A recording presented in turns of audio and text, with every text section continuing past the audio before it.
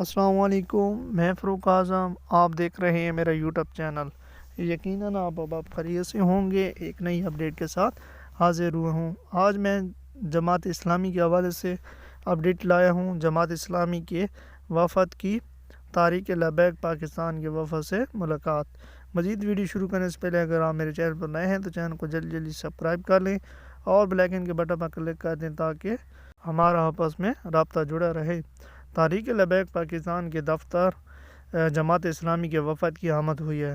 جماعت اسلامی کے وفد کی تحریک لبیک پاکستان کے دفتر پر آمد اور مفتی قاسم فخری و دیگر سے ملاقات اور موجودہ سیاسی صورتحال پر بھی تبادلہ خیال کیا گیا۔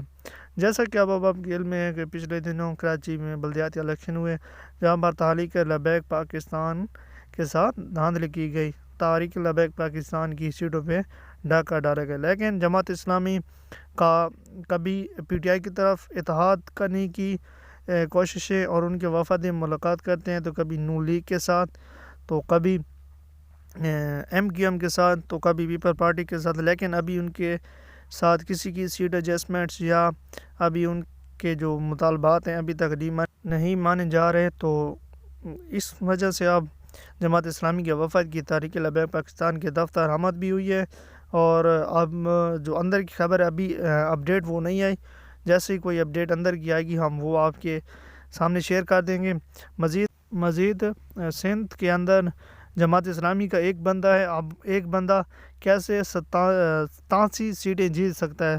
حالانکہ تحریک لبیک پاکستان کا ووٹ بینک تمام جماعتوں سے زیادہ تھا اور امید تھی کہ تحریک لبیک پاکستان پہلے نمبر پہ ہوگی اور تحریک لبیک پاکستان اپنا میئر کراچی کے اندر کامیاب کروا لے گی، لیکن ایسا نہ ہوا۔ تحریک لبیک پاکستان کے ساتھ دھاندلی کی گئی، لیکن اب جماعت اسلامی کا کس وجہ سے تحریک لبیک پاکستان کے دفتر آمد ہوئی ہے، جیسے کوئی اندر کی اپڈیٹ آئے گی تو آپ کے سامنے شیئر کر دی جائے گی۔ مزید ایسی انفارمیٹو ویڈیو کے لیے ہمارے چینل کو سبسکرائب کر لیں تاکہ ہمارا آپس میں رابطہ جڑا رہے۔ دعاؤں میں یاد رکھیے گا۔ اگلی ویڈیو میں ملتے ہیں۔